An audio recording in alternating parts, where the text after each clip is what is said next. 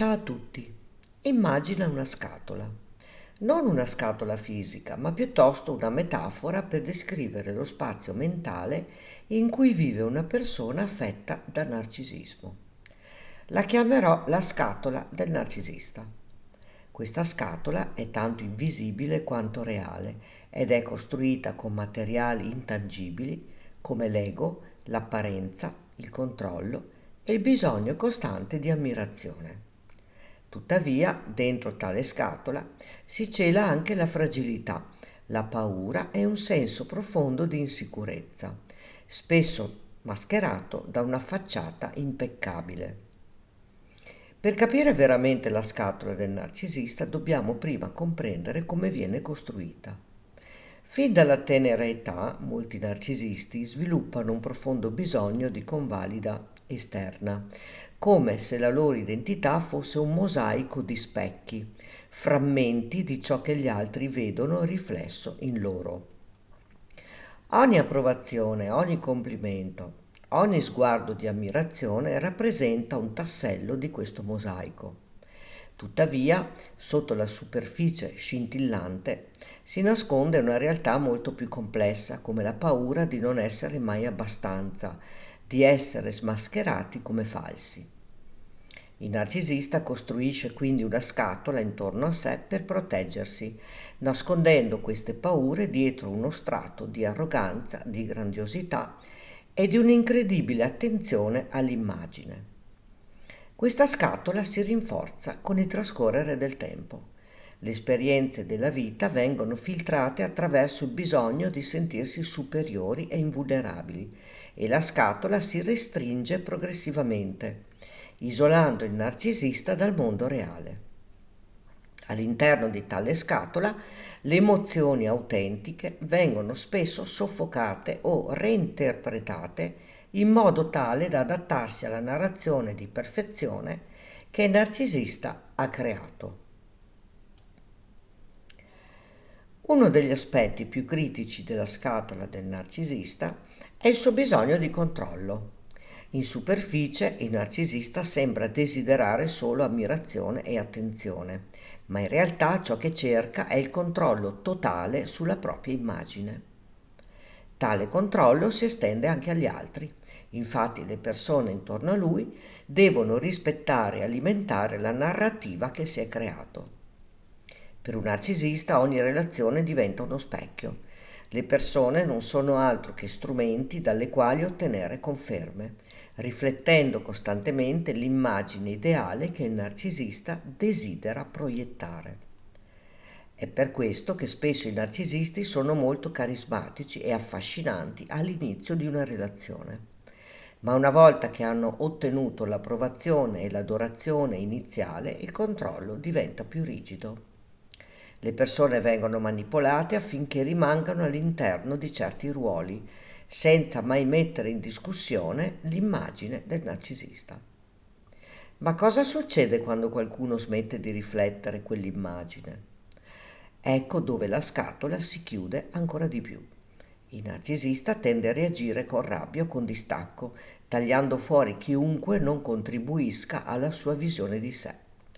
Questo meccanismo di difesa è fondamentale per mantenere intatta la scatola, perché ogni crepa nella sua superficie potrebbe rivelare la fragilità interiore.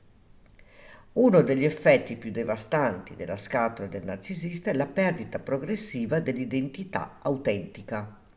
Col tempo l'individuo con personalità narcisistica si distacca così tanto da ciò che è realmente che diventa quasi impossibile per lui riconoscere o accettare le proprie debolezze. Nella sua mente la sua identità è interamente legata a ciò che gli altri percepiscono di lui e questo crea un ciclo infinito di insicurezza e bisogno di approvazione. In un certo senso, il narcisista è prigioniero della sua stessa creazione. Ogni giorno è costretto a mantenere la maschera di perfezione, nascondendo qualsiasi traccia di vulnerabilità o di imperfezione. Tale processo è estremamente stancante, sia per il narcisista stesso che per le persone che gli stanno accanto. L'ironia della scatola è che pur essendo costruita per proteggere, finisce per intrappolare. Il narcisista non può uscire da questa prigione, poiché farlo significherebbe affrontare le verità scomode e dolorose che ha cercato di evitare per tutta la vita. Dietro ogni comportamento narcisistico c'è un profondo senso di vuoto. Questo vuoto può derivare da traumi emotivi, mancanza di affetto o da una sensazione persistente di inadeguatezza vissuta durante l'infanzia. La scatola del narcisista è quindi una sorta di scudo che tenta di coprire questo vuoto interiore, ma mai del tutto con successo. Nonostante tutti i tentativi di apparire invulnerabile, il narcisista vive in un costante stato di insicurezza. Ogni volta che la sua immagine viene messa in discussione, ogni volta che non riesce a ottenere l'approvazione che desidera, il vuoto interiore diventa predominante. La rabbia, il risentimento e il senso di fallimento emergono prepotentemente, rendendo ancor più difficile il mantenimento della facciata. A differenza di altri tipi di personalità, il narcisista non sa come colmare tale vuoto interiore. Tanto è vero che tenta di riempirlo cercando ossessivamente la convalida esterna. Tutto ciò crea un circolo vizioso, ovvero più cerca approvazione, più si sente insoddisfatto e di conseguenza più diventa dipendente dal controllo degli altri. Chi si relaziona con un narcisista spesso finisce per cadere in una sorta di trappola emotiva. All'inizio il narcisista può apparire estremamente affettuoso e attento, creando un legame intenso e coinvolgente. Ma con il trascorrere del tempo la dinamica cambia. Le aspettative aumentano e la persona vicina al narcisista si ritrova a dover soddisfare costantemente le sue esigenze di approvazione. Questa manipolazione può manifestarsi in modi sottili o evidenti: critiche costanti, gaslighting, ossia far credere all'altro di essere in errore o confuso, oppure l'uso dell'amore come una merce di scambio. Il partner o l'amico finisce per sentirsi svuotato, emotivamente esausto, mentre il narcisista continua a nutrirsi delle attenzioni altrui.